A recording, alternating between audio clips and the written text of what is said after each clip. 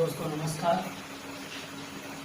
आज देखते हैं अपन जो पहला चैप्टर चल रहा है सॉलिड स्टेट, इसका वीडियो नंबर देखेंगे। आज इसका भाग है अपने पास 25वां भाग देखेंगे अपन इसका। इसी चैप्टर का 25वां भाग है नॉन स्टाइकियोमेट्री। दोस्त चल रहा है, आपको पता है नॉन स्टाइकियोमेट्री है यानी रस समीकरण मीट्री है जो अपने पास दोस्त चल रहा है। और दोस्तों याद होगा है जो नॉन स्टाइकियोमेट्री दोष है इसको अपन दो भागों में बांटा था, एक तो धातु आधिक्य दोष और एक धातु न्यूनता दोष। तो धातु आधिक्य दोष अपन ने कल कंप्लीट कर लिया था और उसका दूसरा प्रकार है धातु न्यूनता दोष। आज इसे पढ़ेंगे।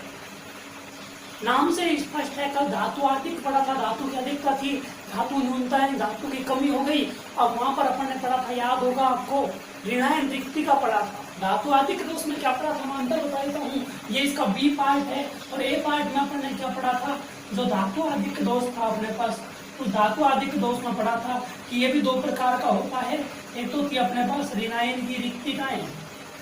अगर कल का वीडियो देखा होगा तो पता होगा ऋणायन की रिक्तिका थी, जब जस्ट अपोजिट है इसका दूसरा प्रकार। तो यहाँ जो धातु न्यूनता दोष है इसमें क्या पढ़ाएंगे, धनायन की रिक्तिका।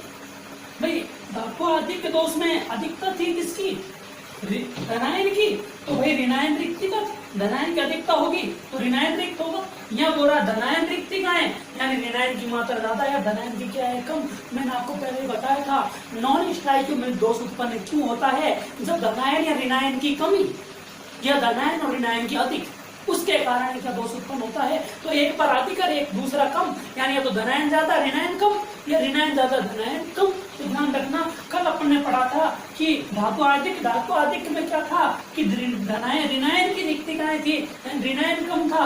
तो आज पढ़ेंगे धातु न्यूनता दोष। धातु न्यूनता दोष का पहला प्रकार क्या हो जाएगा, धनायन रिक्तिका। कल धातु आधिक्य में पढ़ा था ऋणायन रिक्तिका, दूसरा पढ़ा था कि कोई भी धनायन का अंतराकाशी स्थान में आ जाना धातु आधिक्य में, तो यहाँ ऋणायन का अंतराकाशी स्थान में आ जाना, यहाँ ऋणायन का अंतराकाशी स्थान में आ जाना। और कल पढ़ा था अपन ने कि कोई भी धनायन है उसका अंतराकाशी स्थान में आ जाना। तो अंतर बिल्कुल स्पष्ट हो गया दोस्तों, रखने की जरूरत नहीं है। धातु आधिक्य में क्या होता है, धातु आधिक्य में ऋणायन की रिक्तिकाएं होती हैं और धनायन अतिरिक्त स्थान, यानी कुल मिलाकर मैं बात करूं तो यहाँ जो पॉजिटिव आयन है, पॉजिटिव धनायन है, धनायन की अधिकता होती है धातु आधिक्य दोष में। अगर सीधी सी बात करूं, मैं सीधा अंतर स्पष्ट करना चाहूँ तुम्हारे दिमाग का, बिल्कुल ही देखो कि जो धातु आधिक्य पढ़ा था कल अपन ने पहला प्रकार नॉन स्टाइकियोमेट्री का, धातु आधिक्य दोष में क्या है, धातु आधिक्य दोष में जो धनायन है यानी पॉजिटिव का मतलब है धनायन, इसकी अधिकता हमेशा धनायन की अधिकता है। और दूसरा प्रकार होता है धातु न्यूनता दोष। नॉन स्टाइकियोमेट्री को दो ही भागों में बांटा था, धातु न्यूनता दोष। तो धातु न्यूनता दोष पढ़ेंगे। तो धातु न्यूनता दोष क्या है, धातु न्यूनता दोष है जो अपने पास धातु आधिक्य दोष, दूसरा धातु न्यूनता दोष। तो धातु आधिक्य दोष में क्या पढ़ा है अपन ने, धातु आधिक्य दोष में पढ़ा है अपन ने कि धनायन की अधिकता होती है, तो धातु न्यूनता में क्या होता है, धनायन की कमी होती है। धनायन की कमी होगी तो किसकी अधिकता होगी, इसका मतलब ऋणायन की। सीधी सी बात बोलूं, इतना भी मत घुमाओ, ऋणायन की अधिकता होगी, ऋणायन की अधिकता। अब ध्यान से समझ लो, बिल्कुल स्पष्ट है। जो नॉन स्टाइकियोमेट्री दोष है, इस नॉन स्टाइकियोमेट्री दोष को कल अपन ने बांटा था कितने भागों में दोस्तों, दो भागों में। नॉन स्टाइकियोमेट्री दोष उत्पन्न क्यों होता है, वो धनायन या ऋणायन की अधिकता या धनायन और ऋणायन की कम। अधिकता कमी के आधार पर दो भागों में बांटा था। अधिक है उसको धातु आधिक्य दोष बोल दिया, कमी है उसे धातु न्यूनता दोष बोल दिया। तो इसमें धातु आधिक्य दोष में क्या अधिक थे, यहाँ पर धनायन अधिक है। क्या अधिक है अपने पास, धनायन की अधिकता, यानी धातु आधिक्य दोष में धनायन ज्यादा होता है, ऋणायन हमेशा कम होता है। क्योंकि कल पढ़ा था धनायन रिक्तिका, ऋणायन रिक्तिका, ऋणायन की रिक्तिका 30 के पहले प्रकार में, तो यहाँ धनायन की रिक्तिका। अंतराकाशी स्थान में अतिरिक्त धनायन पहुंच गया तो यहाँ अंतराकाशी स्थान में अतिरिक्त क्या पहुंच जाएगा, ऋणायन। कहने का मतलब यहाँ धनायन की अधिकता थी तो धातु न्यूनता में किसकी अधिकता होगी, ऋणायन की अधिकता होगी। मेरे हिसाब से दोस्तों अंतर ही क्लियर हो गया होगा, यानी धनायन की अधिकता थी तो ऋणायन की कमी, और ऋणायन की अधिकता है तो धनायन की कमी। सीधी सी बात है, ऋणायन की अधिकता है तो धनायन की रिक्तिका। भाई धातु न्यूनता दोष में क्या है, ऋणायन की अधिकता है ऋणायन की अधिकता है तो धनायन रिक्तिका। कल अपन ने धनायन की अधिकता पढ़ी थी तो ऋणायन रिक्तिका पढ़ा था, इसका पहला प्रकार। आज पढ़ रहे धातु न्यूनता तो ऋणायन की अधिकता है तो धनायन की रिक्तिका, और ऋणायन की अधिकता है तो अंतरकाशी स्थान का ऋणायन का पहुंच जाना, ऋणायन ज्यादा होगी इसका मतलब, तो धनायन की कमी हो गई अर्थात ऋणायन की अधिकता। देखो दोस्तों, अब बात करते हैं किस प्रकार होगी, वो भी देख लो तुम्हारे सामने, कि ऐसे दोस्त जिसमें क्रिस्टल धारक में धनायनों की कमी होती है, जिसमें धनायनों की कमी होगी, नाम अब समझ लेना बिल्कुल अंतर था। जो नॉन स्टाइकोमित्र दोष था, उस नॉन स्टाइकोमित्र दोष को अपन ने दो भागों में बांटा था। एक तो था ए माना था धातु आदि का दोष, दूसरा है धातु न्यूनता दोष। रटना नियम बिल्कुल क्लियर कर दे रहा हूं यहां पर। धातु आर्थिक में किसकी अधिकता होगी? धनायन की, धनायन की अधिकता, धनायन की अधिकता है तो इसका मतलब क्या हुआ? ऋणायन की कमी, ऋणायन की कमी हो गई। धनायन अधिक है, धातु आर्थिक में अधिक क्या होगा? धनायन, तो कम क्या होगा अपने पास? ऋणायन। यहाँ धातु न्यूनता, न्यूनता यानी कमी, यहाँ पर धनायन की कमी है, धनायन की कमी, क्योंकि इसमें धनायन अधिक था तो यहाँ धनायन क्या होगा? इसमें न्यूनता, धनायन की कमी, अधिकता धनायन की अधिकता, ऋणायन की कमी, धातु न्यूनता धनायन की कमी अर्थात ऋणायन की अधिकता, ऋणायन की अधिकता। बिल्कुल अंतर क्लियर होगा। अब देखो, ऐसा दोष जिसमें धनायन की कमी होती है और ऋणायन की अधिकता होती है उसे धातु न्यूनता दोष। ऐसे दोषों में क्रिस्टल धारक में धनायन की कमी होती है, धनायन की तो कमी है यहाँ पर, न्यूनता किसकी न्यून होगा? धनायन। इस आधार पर इस दोष को भी दो भागों में बांटते हैं।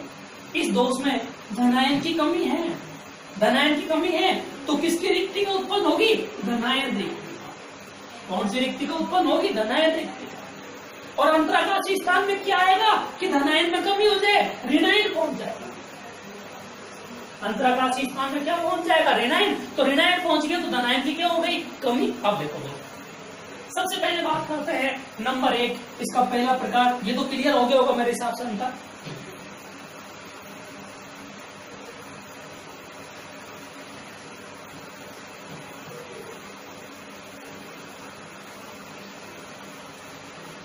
कभी कभी जब धनायन अपने पहले धनायन रिक्तिका पढ़ रहे हैं, धनायन रिक्तिका क्या होती है, किस प्रकार से होती है, ढंग से समझ लेना बिल्कुल। मैं पहले वो आपको डायग्राम भी बना देता हूं ताकि आपका कंफ्यूजन बिल्कुल क्लियर हो जाए।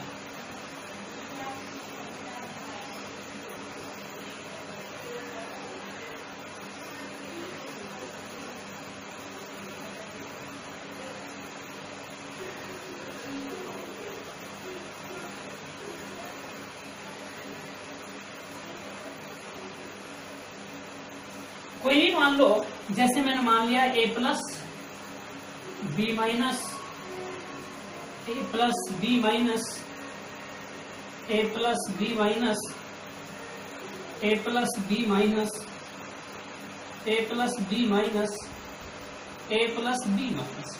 जल्द से समझना दोस्तों, सीधी सी बात है, नाम से स्पष्ट रहना चाहिए। धनायन की रिक्ति यानी क्रिस्टल जालक में जो कोई भी जालक बिंदु है वहां से किसकी रिक्ति का उत्पन्न होनी है? कोई भी धनायन एक कम होगा, एक धनायन क्या हो जाएगा? कम हो जाएगा। कैसे होगा? पूरा देखिए।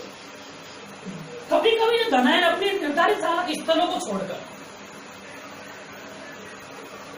कभी कभी क्या होता है कि जो धनायन है ये अपनी निर्धारित जालक स्थल को छोड़कर, निर्धारित जालक स्थल को छोड़कर क्रिस्टल जालक से बाहर चले जाते हैं, बाहर ही चले गए। कभी कभी धनायन अपने निर्धारित स्थल को छोड़कर क्रिस्टल जालक से बाहर चले जाते हैं, ये चला गया मान लो बाहर।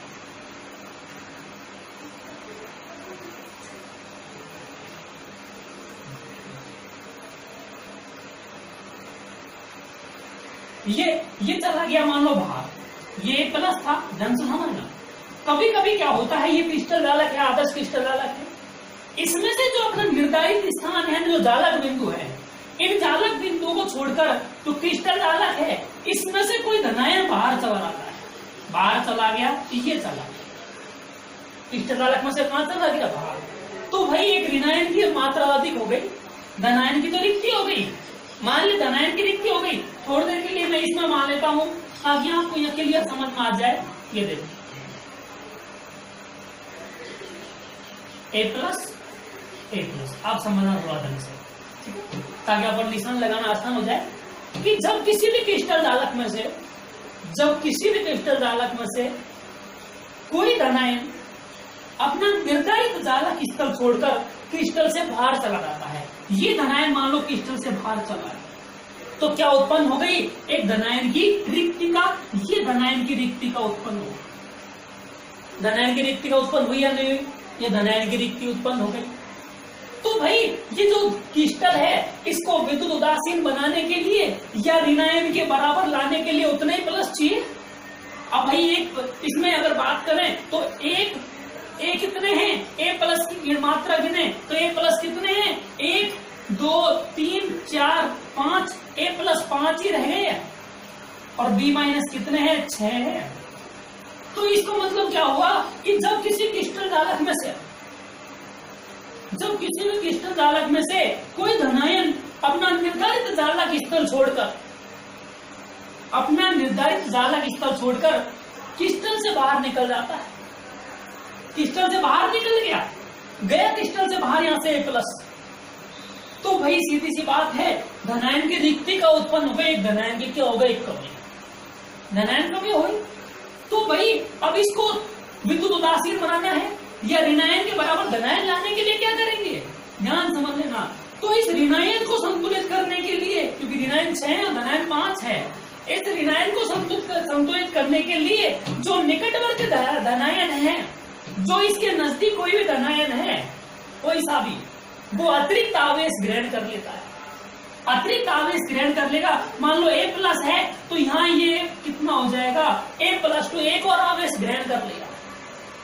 भाई ये धनायन की कमी पूरी करने के लिए या ऋणायन को संतुलित करने के लिए, क्योंकि जितने धनायन है उतने ऋणायन होने चाहिए, जितने ऋणायन उतने धनायन। तो यहाँ क्या बात हुई कि यहाँ पर एक धनायन अपने क्रिस्टल जालक में से बाहर निकल गया तो धनायन की रिक्ति भी उत्पन्न हो गई। अब ऋणायन के बराबर धनायन को करने के लिए क्या होता है कि जो नजदीक का कोई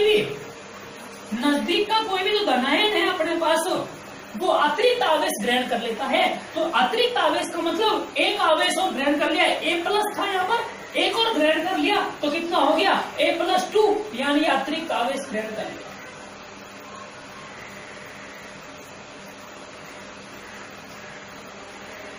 यह अतिरिक्त आवेश ग्रहण कर लिया। तो अब आगे अब देखते हैं संतुलित हुआ नहीं हुआ। A+ कितने हो गए? 1 2 3 4 और 2 है, ये 6 + 1, क्योंकि A+ 5 है और एक A+ इसमें जुड़ गया तो ये कितना हो गया? +1 = 6 और 6 = 6 हो गए, यानी संतुलित हो गया ये। अब समझ में आ गया होगा मेरे हिसाब से दोस्तों कि धनायन की रिक्ति का कैसे, धनायन की रिक्ति का क्यों हुई। यानी जब किसी भी क्रिस्टल जालक में से कोई धनायन अपना निर्धारित जालक बिंदु को छोड़कर क्रिस्टल से बाहर चला जाता है तो एक धनायन की रिक्ति का उत्पन्न हो जाती है। तो धनायन की रिक्ति का उत्पन्न हो गई तो ऋणायन की मात्रा ज्यादा हो गई, तो ऋणायन को संतुलित करने के लिए या ऋणायन को विद्युत उदासीन बनाने के लिए तो पास वाला कोई भी जो धनायन है, ये कोई भी धनायन पास वाला, ये अतिरिक्त आवेश ग्रहण कर लेता है। अतिरिक्त आवेश यानी A+ था, ये A+ था, तो ये इसने क्या किया कि भाई इसको संतुलित करने के लिए एक अतिरिक्त आवेश ग्रहण कर लिया। A+ की जगह A+ के कितने हो गए? 1 की जगह 2 हो गए। तो अब धनायन और ऋणायन की संख्या क्या हो गई? बराबर हो गई। इसे बोलते हैं धनायन रिक्ति का दोष। कौन सा दोष बोलेंगे? धनायन रिक्ति का दोष। समझ में आ गया?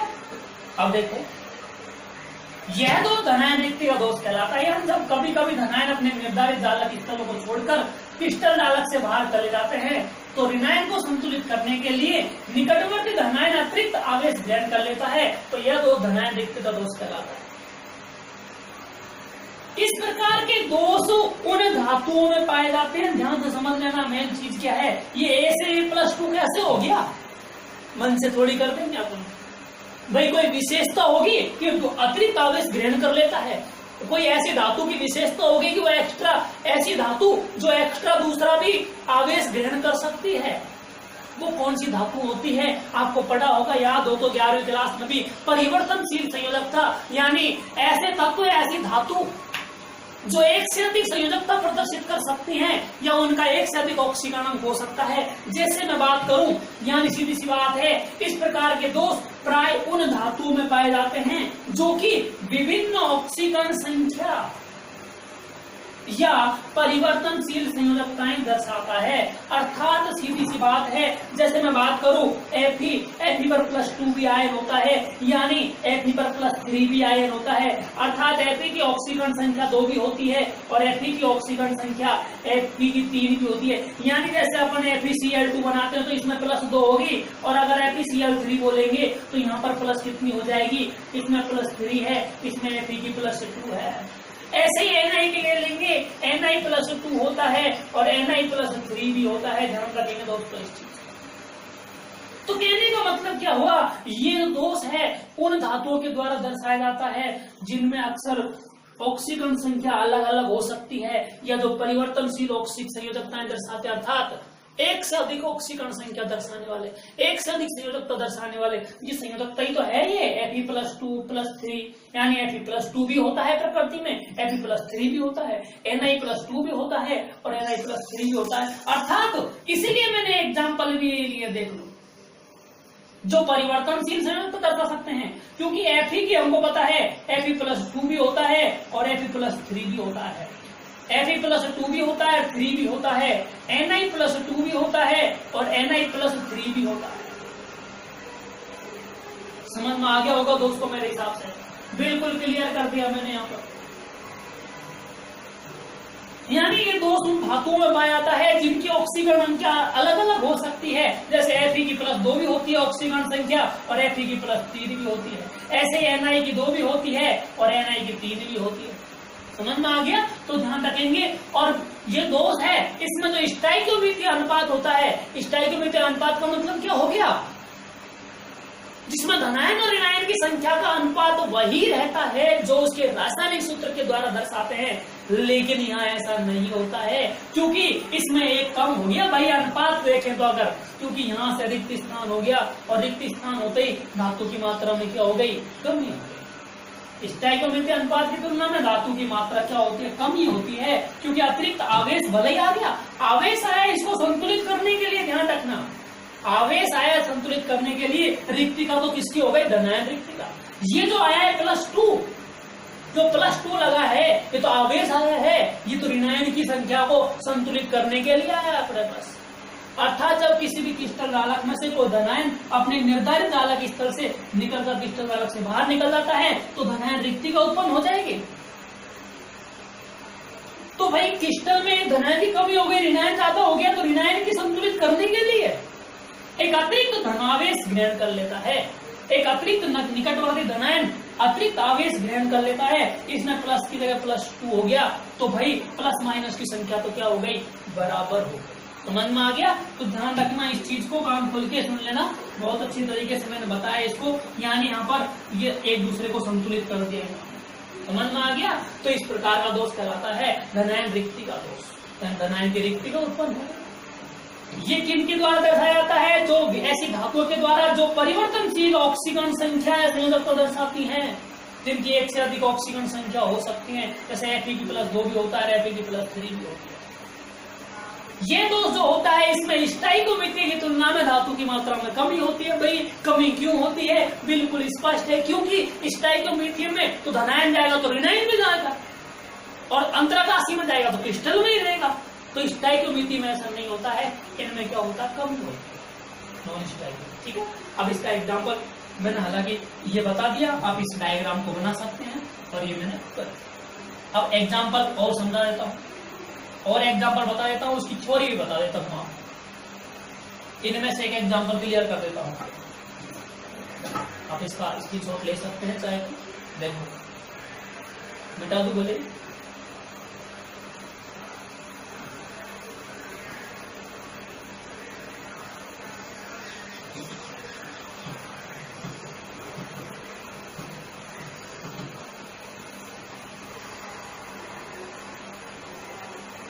ढंग से समझना कैसे बदलता है वो मैं बता देता हूँ पूरा प्रोसेस। जैसे मैं एग्जांपल लेता हूँ नंबर 1 FES। इस FES में जो क्रिस्टल डालक है, इस क्रिस्टल डालक के 3 फेरस आए।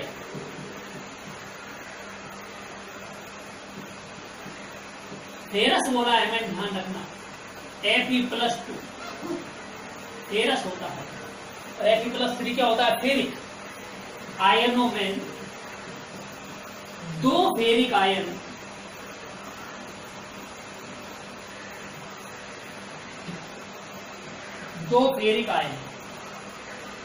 Fe+3 फेरिक बोल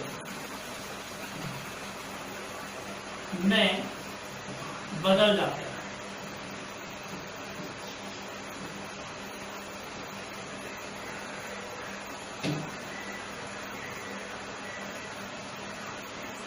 FES में क्रिस्टल डालक के 3 फेरस आयनों क्लियर हो गया। अब देखो और बता देता हूं, लैंग्वेज समझना पहले। और तीसरा फेरस आयन यानी Fe+2 क्रिस्टल जालक से बाहर, या क्रिस्टल जो है जालक, उसका जो जालक स्थल है उससे क्या निकल जाता है, बाहर।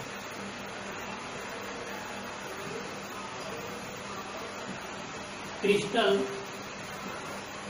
जालक के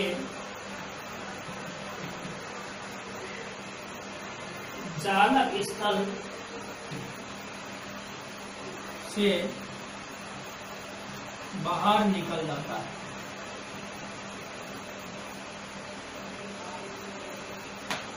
समझ में आ रहा होगा?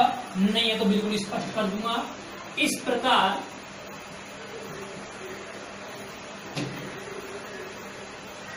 बात करते हैं अपन।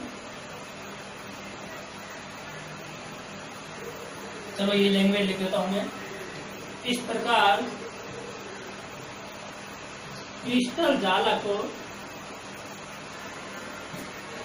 में Fe+2 एवं दूसरा है Fe+3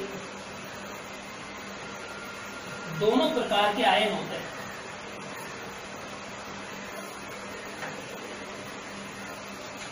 Fe+2 व Fe+3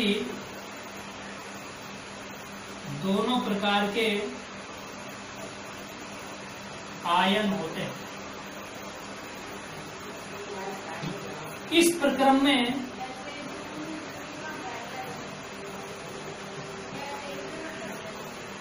Fe+2 व Fe+3 के मध्य लगातार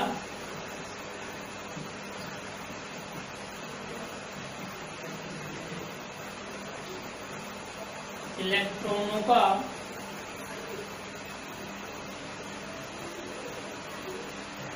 आदान प्रदान अर्थात लेन देन चलता रहता है।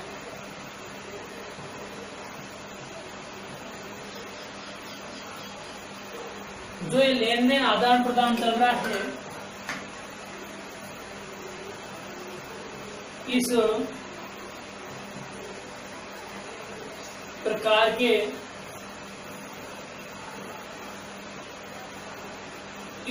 इलेक्ट्रो ऐसे बोल देते हैं। इस प्रकार इलेक्ट्रॉनों के आदान प्रदान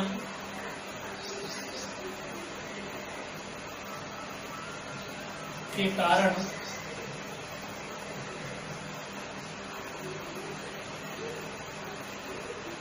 इधर ले लीजिए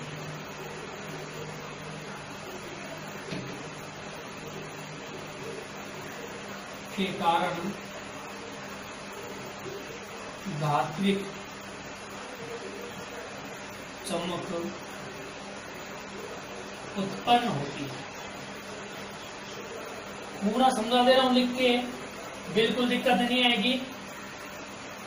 और यही बता देता हूं, देखो इष्टा लगा के इसी में पॉइंट बना के, जो एपीएस है उसका प्राकृतिक रंग तथा इलेक्ट्रॉन अंतर परिवर्तन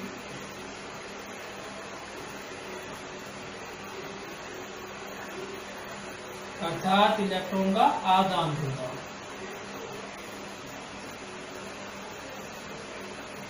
के कारण मोस्ट है, इस बार आ सकता है, ध्यान रखना दोस्तों। उत्पन्न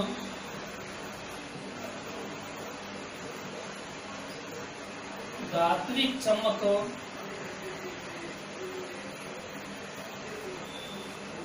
के संयोग से इसमें सोने जैसी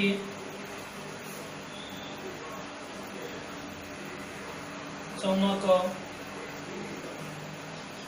उत्पन्न हो जाती है।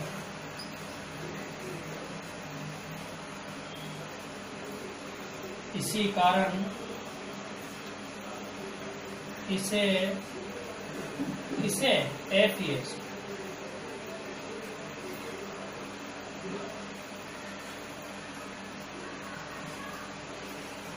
मूर्खों का सोना भी एपीएस को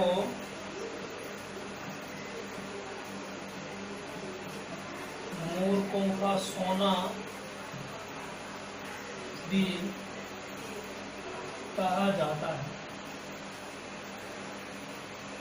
ये लो भाई, एक क्वेश्चन मैंने यहाँ बना दिया लैंग्वेज में, अभी पूरा एक्सप्लेन करता हूँ, पूरा समझाऊंगा, बहुत अच्छा है, समझने में मजा आएगा। और देख लो दूसरा एग्जांपल मैं साथ में ही करा देता हूँ। एग्जांपल बिल्कुल सेम है, इसी तरीके से, इसी प्रकार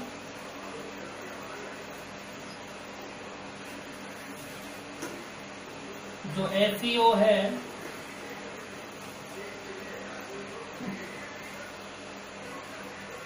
ये भी इसी प्रकार FeO भी अधिकतर Fe का परसेंटेज होता है 0.95.O संगठन में पाया जाता है।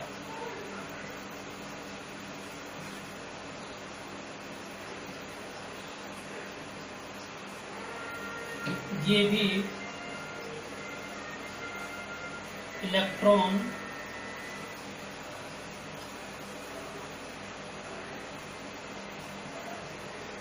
आदान प्रदान के कारण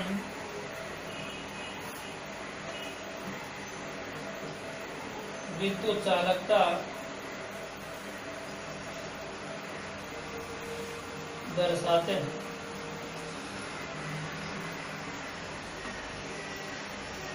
अर्थात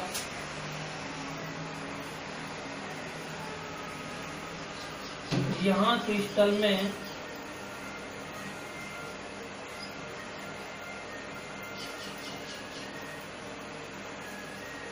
कुछ Fe+2 लुप्त हो जाते हैं और धनावेश का संतुलन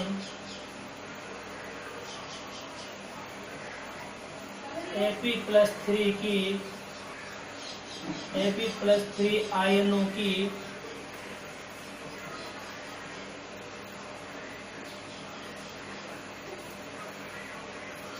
आवश्यक संख्या से हो जाता है।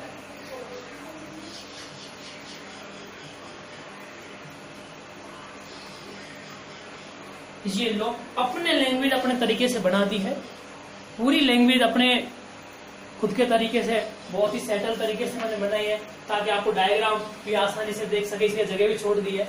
अब ढंग से समझना, मैं जो बताना चाह रहा हूँ पूरा ढंग से समझ लेना है। ये तो अपन ने लैंग्वेज लिख दी है, एग्जाम्पल मैंने पूरा समझाया, एग्जाम्पल की लैंग्वेज पूरी लिख चुका हूं मैं। क्या होता है अपने पास, ये पूरा ढंग से समझना, आप बेफिक्र पूरा ढंग से समझ लीजिएगा, किसी प्रकार की कोई तकलीफ नहीं होनी चाहिए। अब देखो दोस्तों, मेरे हिसाब से थोड़ी इंक में दिक्कत आ रही होगी तो मैं डाल लेता हूं एक बार, आपको कम नहीं दिखना चाहिए।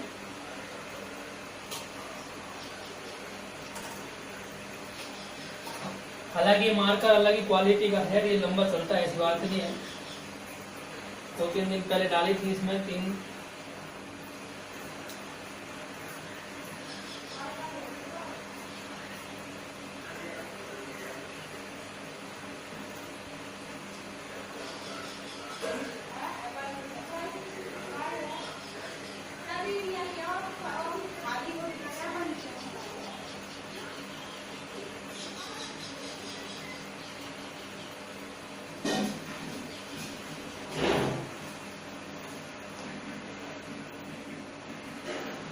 दोस्तों मैं रिक्वेस्ट करता हूँ आपसे कि जब टॉपिक जो है मैं आपको नोट्स की जरूरत ही नहीं छोड़ रहा फिलहाल तो, और अगले चैप्टरों में नोट्स भी पीडीएफ डाल दूंगा क्योंकि इस टाइम मेरे से बढ़ नहीं पा रहे पीडीएफ नोट्स।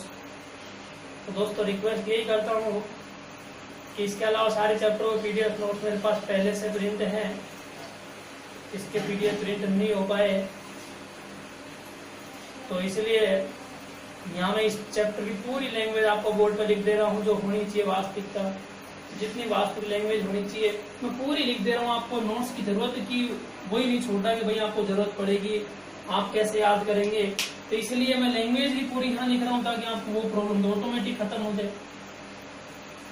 बाकी जिसको नहीं पढ़ना वो उसकी एक अलग बात होती है, दिमाग की बात अलग होती है दोस्तों, वो थिंकिंग अपने ऊपर डिपेंड करती है। अब देखो अपन ने एफईएस की बात कर रहे हैं यहाँ पर, एफईएस जो है इसका एग्जांपल लिया, एफईएस का ले लो, दूसरा एफईओ भी बोल रहा हूं मैं यहाँ पर। 1 मिनट स्याही इंक इसमें आप क्यों नहीं दिए, इंक मैंने अभी डाल दिया जस्ट।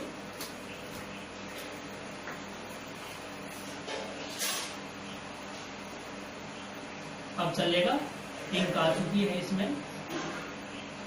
एफईएस की बात कर रहे हैं दोस्तों, फेरस सल्फेट की बात कर रहे हैं कि जो फेरस सल्फेट का एग्जांपल यहाँ पर अपन को पता है कि जो ये Fe है ये +2 भी दर्शाता है, यहाँ पर इसकी 2 है प्लस की, यहाँ पर कितनी है इसकी प्लस की 2, और हम जानते हैं Fe जो होता है फिर ये +2 और +3 भी दर्शाता है। यानी ध्यान समझना, अब इसका मैं आपको जो अभी अपन ने एग्जांपल लिया था A+ और B- का, जहां से A+ बाहर निकल गया तो A+2 हो गया था। अब देखो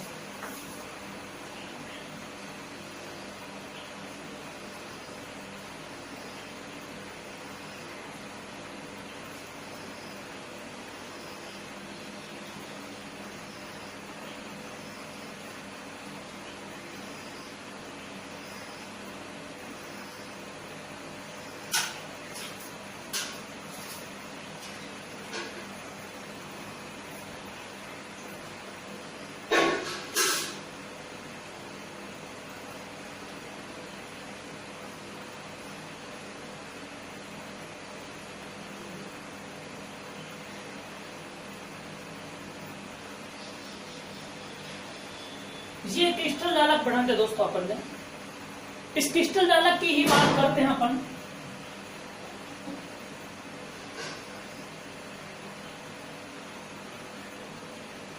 इस क्रिस्टल जालक को ले लेते हैं। अभी अपन ने लिया था, याद करो कि A+, B-, A+,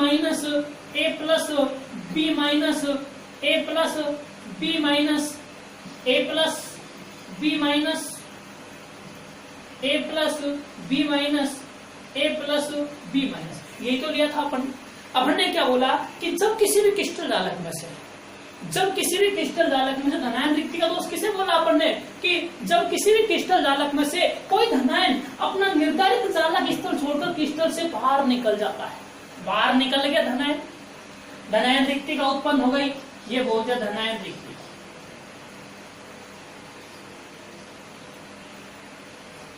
ये धनायन रिक्तिका उत्पन्न हो जब किसी क्रिस्टल जालक से कोई धनायन अपना निर्धारित जालक स्थल होगा क्रिस्टल से बाहर निकल गया तो धनायन रिक्तिका उत्पन्न हो जाती है, धनायन रिक्तिका दोष उत्पन्न हो जाता है। तो भाई इसमें जो ऋणायन है, ये जो ऋणायन है ये ज्यादा हो गई, धनायन की कमी हो गई, तो इस ऋणायन के संतुलित करने के लिए या क्रिस्टल की विद्युत उदासीनता बनाए रखने के लिए जो इसका निकटवर्ती कोई भी दूसरा धनायन जो है, कोई भी धनायन वो एक अतिरिक्त आवेश ग्रहण कर लेता है। अतिरिक्त आवेश जैसे इसने ग्रहण कर लिया और +1 से कितना हो गया +2। अब देखेंगे संख्या गिनेंगे प्लस बी माइनस की, तो a + 1 2 3 2 5 और 1 6 और 6 बी माइनस, यानी जितने प्लस उतने क्या हो गए माइनस, यानी संतुलित हो गए धनायन ऋणायन की संख्या। इस प्रकार के दोष को धनायन रिक्तिका दोष। तो भाई +1 से +2 कैसे हो गया, अतिरिक्त आवेश कैसे ग्रहण कर लिया, तो ध्यान रखना ये दोष उन धातुओं में ही पाया जाता है। लगभग ये दोष उन्हीं धातुओं में मिलेगा, लगभग बात कर रहा हूं मैं, लगभग उन्हीं धातुओं में मिलेगा जो परिवर्तनशील ऑक्सीकरण अवस्था, परिवर्तनशील ऑक्सीकरण संख्या या परिवर्तनशील संयोजकता दर्शाता है। जैसे अपन ने बात की थी Fe है +2 भी दर्शाता है और Fe की +3 भी होती है, Ni की +2 भी होती है और Ni की +3 भी होती है। तो ध्यान रखना ये ऐसी धातुओं के द्वारा ही दर्शाया जाने वाला दोष है। कैसे, देखो समझो। इसमें स्टाइकोमेट्री अनुपात की तुलना में धातु की मात्रा भी कम होती है, ध्यान रखना, क्योंकि एक बाहर निकल गया तो धातु की मात्रा ऑटोमेटिक कम हो गई। अब मान लेते हैं एग्जाम्पल लिया FeS, Fe का मतलब हो गया, FeS का मतलब Fe +2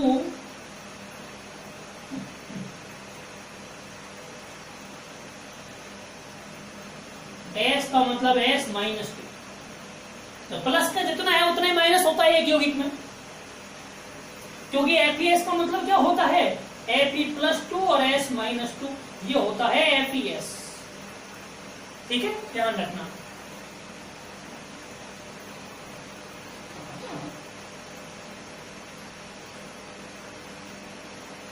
Fe +2 S -2, Fe +2 S -2, Fe +2 S -2, Fe +2 S -2। तो ढंग से दिखना भी चाहिए।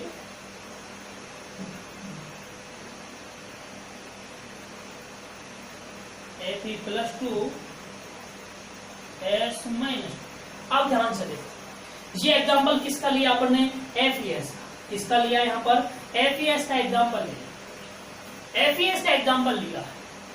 इस FeS के एग्जांपल में ढंग से देखना मैं क्या कहने जा रहा हूं, यहाँ पर देखते हैं, बता देता हूँ मैं आपको। धनायन रिक्तिका ही पढ़ रहे अपन पहले, देखो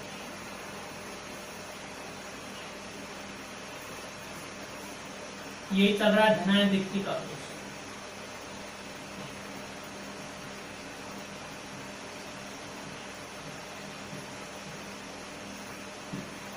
जो FeS है, इस Fe में आयन अगर तोड़ेंगे अपन, आयनों को तोड़ेंगे तो कैसे निकलेगा कि Fe जो है, Fe पर होता है +2 और S पर होता है यहाँ पर -। अब ध्यान से समझेंगे, Fe पर +2 और S पर -2 मैंने लिख भी दिया है सभी जगह। इस क्रिस्टल में वही बात आ गई, इसको मान लेते हैं कि Fe A के बराबर, A+ के बराबर मान लेते हैं Fe +2 और B- की जगह मान लेते हैं S -2। अब ध्यान से समझना, जब किसी भी क्रिस्टल जालक में से 3 फेरस आयनों में 3 फेरस आयन हैं, उन 3 फेरस आयनों में से 2 फेरस आयन यदि बाहर निकल जाते हैं, 3 फेरस आयनों में से यदि 2 फेरस आयन बाहर निकल जाते हैं, 3 फेरस आयनों में से 2 बाहर निकल गए, मान लो Fe +2 और Fe +2, ढंग से समझना। जब किसी क्रिस्टल जालक के 3 फेरस आयनों में 2 फेरिक आयनों में बदल जाते हैं। 3 फेरस आयन 2 फेरिक आयनों में कैसे बदलेंगे? ये तो हो गया Fe+2 को बोलते हैं, ध्यान रखना Fe+2 तो होता है क्या? फेरस। और Fe+3 होता है फेरिक। यानी Fe+2 एक फेरिक में होते हैं Fe+3 और 2 में हो गए Fe+3। यानी जो 3 फेरस आयनों में आयन कितने हो गए Fe पर? 2, 4 और 2, 6। यानी Fe+6 हो गए टोटल इतने आए जोड़ने पर Fe+6। तो +3 और +3 2 फेरिक आयन बन गए। यानी 3 फेरस आयनों से कितने फेरिक आयन बन सकते हैं? ये तो हो गए फेरस आयन 3 और इन 3 से कितने आयन बन गए? फेरिक 2 बन गए। समझ में आ रहा है? यानी अपने पास कि जब किसी क्रिस्टल जालक के 3 फेरस आयन यानी इनमें से 3 Fe+2 ले लो, वो किस में बदल जाएंगे? 2 फेरिक आयनों में बदल देंगे। 2 फेरिक आयनों में बदल देंगे। तो और तीसरा फेरस आयन, जो तीसरा फेरस आयन है Fe+2, ये क्रिस्टल जालक के जालक स्थल से बाहर निकल जाता है। और तीसरा जो है वो क्रिस्टल जालक के जालक स्थल से क्या हो गया? बाहर निकल गया। तीसरा बाहर निकल गया। तो तीसरा बाहर निकल गया अपने पास। तो इस प्रकार क्रिस्टल जालक में Fe+2 और Fe+3 दोनों के मध्य इलेक्ट्रॉन का क्या बना रहता है? लगातार आदान प्रदान। इस प्रक्रम में Fe+2 और Fe+3 के मध्य लगातार जो इलेक्ट्रॉन का जो आदान प्रदान लेन देन जो है चलता रहता है। और इस लेन देन के कारण ही, आदान प्रदान के कारण ही इसमें क्या उत्पन्न हो जाती है? धातु। यानी इलेक्ट्रॉनों का आदान प्रदान होता है और इलेक्ट्रॉन के आदान प्रदान कारण इस धातु में क्या उत्पन्न हो जाती है? चमक। अर्थात समझना, जैसे मान लो, समझना थोड़ी देर के लिए मैं क्या कहना चाह रहा हूं। एक Fe+2, 2 Fe+2 और 3, मान लो 1, 2 और 3 ये बाहर निकल गए। ये Fe+2 है, ये किसमें बदल गए? मान लो 3 Fe+2 है, इनसे क्या बन गया? 2 Fe+3, ये बदल गए। यानी ये फेरस जो आयन थे ये किसमें बदल गए? Ferric ion. तो इनकी जगह क्या हो गया? ढंग समझना, इनकी जगह क्या हो गया? 3 की जगह। और टोटल आयनों की संख्या कितनी है क्रिस्टल में? टोटल क्रिस्टल में आयनों की संख्या देखते हैं। टोटल क्रिस्टल में आयनों की संख्या 2, 4, 6, 8, 10 और 12 फेरस आयन है। 12 फेरस आयन है, 12 है Fe+2। Fe कितने? Fe पर कितने हैं? 12 है। और S पर भी है कितने? 12 ही S है माइनस। अब देखो कि यदि मैं 3 को बाहर निकाल दो थोड़ी देर के लिए, ये बाहर निकाल दिया, ये बाहर निकाल दिया और ये बाहर निकाल दिया, और इनके स्थान पर भाई 3 फेरस आयन है, 3 फेरस आयन है Fe+2, इनको फेरस बोलते हैं। इन फेरस आयनों की जगह मैं 2 फेरिक आयन रख दूं, Fe+2 किसमें बदल दिया? मान लो मैंने Fe+3 में, तो 2 Fe+3 बनेंगे 3 से। 3 Fe+2 मिलकर 2 Fe+3 बनाते हैं। तो 2 रख दिए मैंने, एक तो रख दिया मान लो Fe+3 यहाँ और दूसरा रख दिया मैंने Fe+3 यहाँ। तो ये तो खाली रह गया अपने पास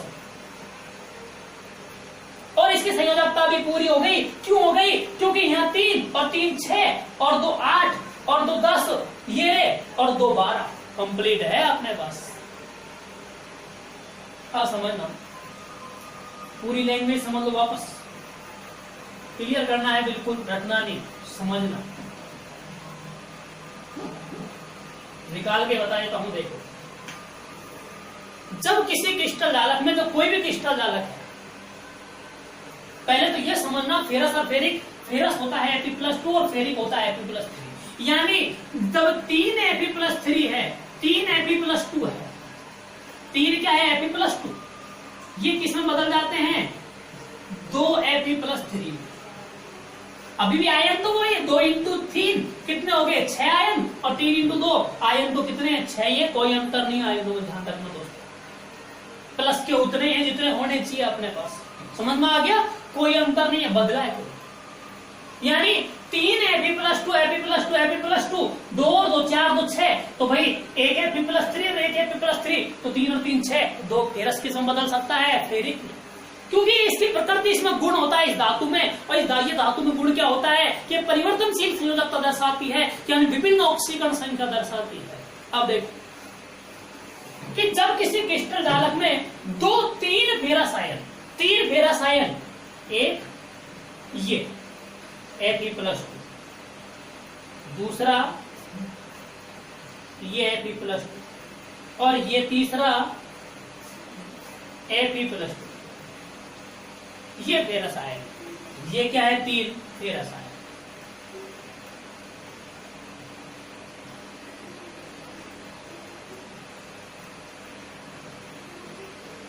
ये तीन फेरस आयन जब किसी क्रिस्टल जालक में तीन फेरस आयन 2 फेरिक आयनों में बदल गए, 2 फेरिक आयनों में Fe+3 और Fe+3,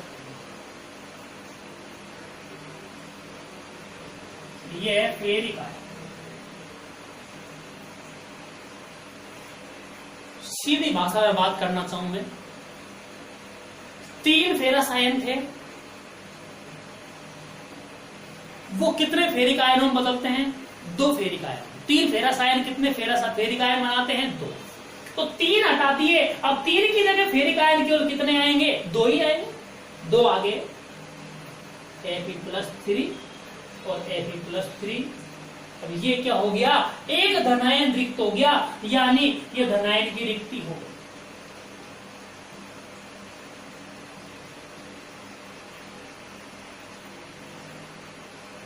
काउंट करो, पहले 2 और 2 4 2 6 तो ये थे, टोटल 12 थे, तो अब 3 और 2 5 और 2 7 और 3 10 और 2 12, अभी भी वही 12 प्लस के हैं जितने होने चाहिए।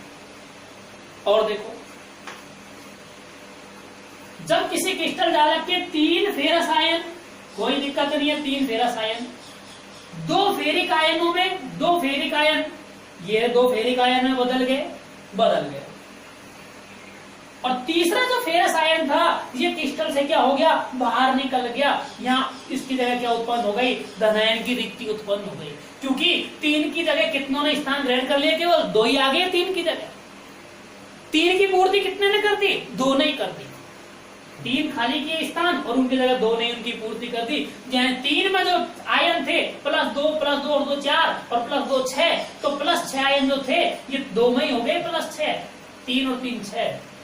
अब देखो, यहाँ Fe+2 था, Fe+3 हो गया 3 और Fe+3, 3 और 3 6, तो भाई इसका क्या करेंगे? खाली हो गया, तो इसे किसकी रिक्ति होगा? धनायन, एक धनायन कम हो गया, इसलिए अपन इसे क्या बोल देंगे? धनायन की रिक्ति। अब देखो, 3 फेरस आयन 2 फेरिक आयन में बदल गए, और तीसरा फेरस आयन क्रिस्टल जालक से क्या निकल गया? जालक बिंदु से बाहर निकल गया। इस प्रकार जो Fe+2 है, ये वाले सारे ये लगातार किस में बदलते रहते हैं? Fe+3 में, यानी Fe+2 का Fe+3 में बदलना, Fe+2 का Fe+3 में बदलना, ये जो बदलना है ये लगातार बना रहता है, लगातार बना रहता है। यानी इस प्रकार जो फेरस आयन है ये किस में बदलते हैं? Ferric ion. फेरस आयन किस में बदलते हैं? फेरस आयन में, और फेरिक आयन फेरस आयन में, यानी दोनों का लगातार क्या चलता रहता है? आदान प्रदान। ध्यान रखना, कहने का मतलब बिल्कुल स्पष्ट हो गया होगा, आपको भी समझ में आ गया होगा मैं क्या कहना चाह रहा हूँ। दोबारा देख सकते हैं, यहाँ तक तो ये लैंग्वेज जो मैंने बोली है इसमें भी कंफ्यूजन नहीं होना चाहिए। देखो मैंने क्या बोली है, ये मैंने बोली धनायन रिक्ति।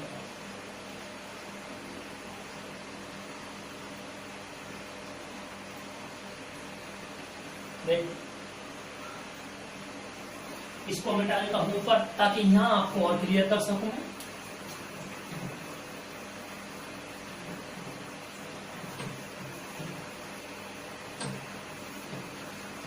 मेन पॉइंट तो यह है, Fe+2 तो कहलाता है फेरस, Fe+3 कहलाता है फेरिक।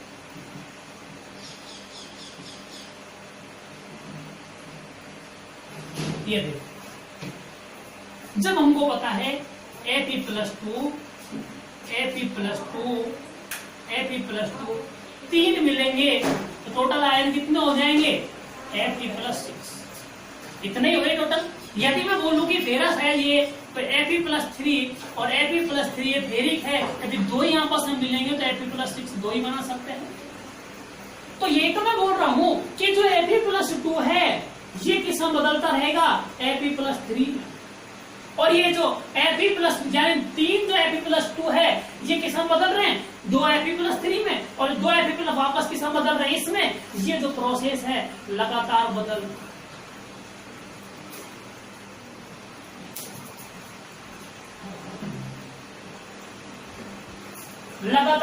रहते हैं, और लगातार जो बदलना है इससे इलेक्ट्रॉन का क्या होता है आदान प्रदान।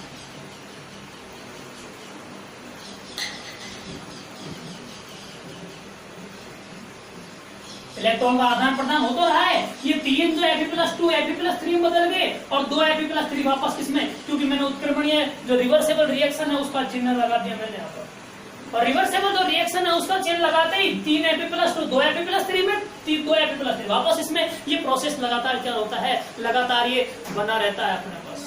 समझ में आ गया। तो ध्यान देंगे अपन मैं क्या कहना चाह रहा हूं कि जब किसी क्रिस्टल जालक है FeS का एग्जांपल FeS का लिया है, तो इस FeS से क्रिस्टल जालक है, ये FeS का क्रिस्टल जालक है। ये देखो वापस समझना थोड़ा, यहां था Fe+2 ये Fe+2 ये Fe+2। जब किसी क्रिस्टल जालक में 3 फेरस आयन 2 फेरिक आयन बदलते हैं, 3 फेरस आयन का मतलब 1 Fe+2 2 Fe+2 और 3 Fe+2।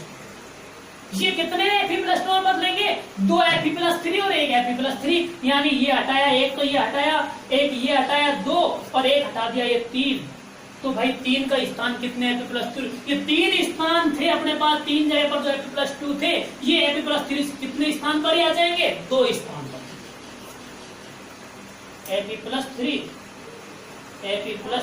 तो भाई एक तो रिक्त हो गया, एक धनायन का स्थान रिक्त हो गया, इसलिए अपन इसे क्या बोलते हैं धनायन रिक्तिका बोलेंगे। इसलिए क्या बोल देंगे इसे दोस्तों धनायन की रिक्तिका बोल देंगे, ध्यान रखना ये। इसलिए मैंने लिख दिया था पहले ही, ये क्या है अपने पास धनायन की रिक्तिका हो गई। समझ में आ गया धनायन रिक्तिका। और जो तीसरा फेरस आयन था ये वाला Fe+2, ये अपना ये क्रिस्टल जालक से निकलकर बाहर क्या हो गया अलग हो गया। इस प्रकार ये धनायन की रिक्तिका उत्पन्न हो गई। और इस प्रकार क्रिस्टल में क्या होता है कि ये लगातार Fe+2 Fe+3 में, ये Fe+2 Fe+3 में और Fe+2 में लगातार ये क्या होते हैं लगातार बदलते रहते हैं, लगातार बदलते रहते हैं। और लगातार बदलते रहेंगे तो इलेक्ट्रॉन का क्या होगा आदान प्रदान, और इलेक्ट्रॉन के आदान प्रदान से इसमें क्या उत्पन्न हो जाएगी चमक उत्पन्न हो जाएगी। वह धातु में जो चमक उत्पन्न होती है उसको अपन क्या बोलते हैं धात्विक चमक। ध्यान रखना ये धातु का गुण भी होता है कि धातु में धात्विक चमक उत्पन्न होती है। इस प्रकार क्रिस्टल जालक में से जो Fe+2 है, यानी इस पर 3 जो Fe+2 का स्थान 2 Fe+3 ने ग्रहण कर लिया, तो एक Fe+2 का स्थान रिक्त हो गया। रिक्त हो गया तो इस प्रकार ये रिक्तिका दोष धनायन रिक्तिका दोष उत्पन्न हो गया। इस प्रकार क्रिस्टल जालक में जो Fe+2 है ये Fe+3 में और Fe+3 Fe+2 में, यानी जो Fe+2 और Fe+3 ये दोनों ही हैं, दोनों का ही लगातार अपने पास क्या होता रहता है आदान प्रदान यानी लेन देन होता रहता है। यानी Fe+2 है ये तो बनेगा Fe+3 में बदल जाएगा और Fe+3 वापस किस में बदल जाएगा Fe+2 में। यानी जैसे 3 अपन ने मान लो थोड़ी देर के लिए 3 Fe+2 लिए और ये कितने बनाए अपन ने ये 2 बनाए, तो लगातार इनका क्या बना रहेगा आदान प्रदान। ध्यान रखेंगे इस चीज को,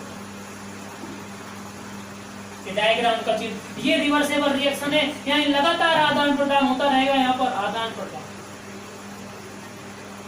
Fe+2 है ये बदलेगा Fe+3 में, और जो Fe+3 है ये बदलेगा वापस किसमें Fe+, ये तो बदल गया Fe+ और Fe+2 Fe+3 में और Fe+3 वापस Fe+2 में, ये लगातार ये प्रोसेस बना रहेगा। तो भाई ये जो Fe+2 बदल रहा है Fe+3 में और Fe+3 बदल रहा है Fe+2 में, तो ये क्या होगा इलेक्ट्रॉन का आदान प्रदान, इलेक्ट्रॉन का आदान प्रदान होगा।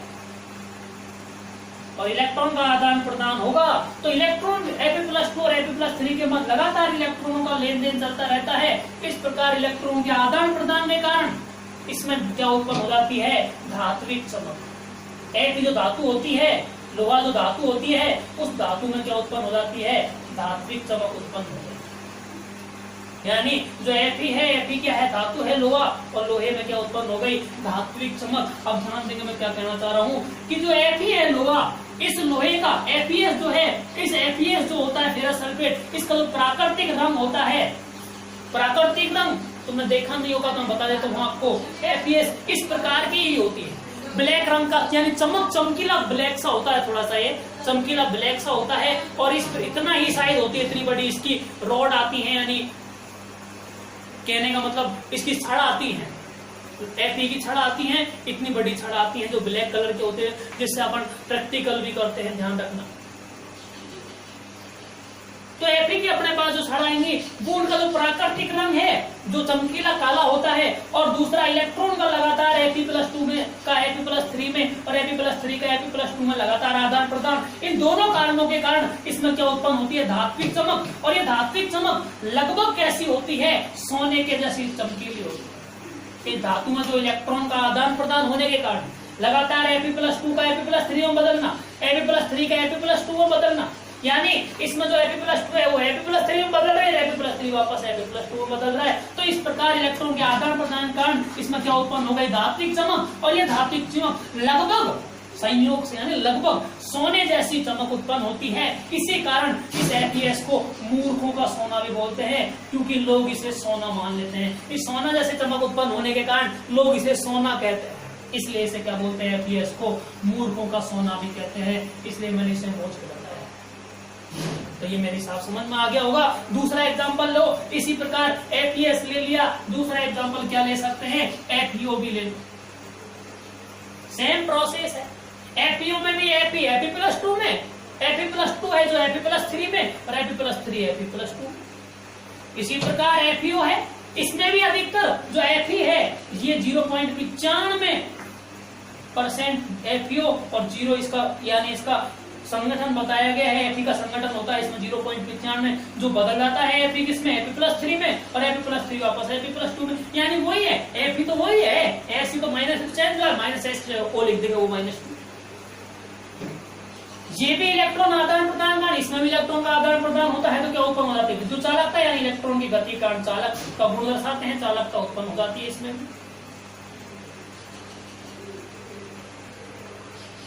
यानी इलेक्ट्रॉन का आदान प्रदान कारण विद्युत चालकता दर्शाते हैं। अर्थात यहाँ भी क्रिस्टल में कुछ Fe+2 है वो तो हो जाते हैं लुप्त, और उनके स्थान पर क्या आ जाते हैं, धनावेश Fe+3, या आयनों की आवश्यक संख्याओं से बराबर। यानी कहने का मतलब क्या हुआ कि Fe+2 है वो तो क्रिस्टल से बाहर निकल जाता है, और उसके स्थान पर क्या आ जाते हैं, Fe+3 आ जाता है। समझ में आ गया, यानी Fe+2 के स्थान पर क्या आ जाते हैं, Fe+3।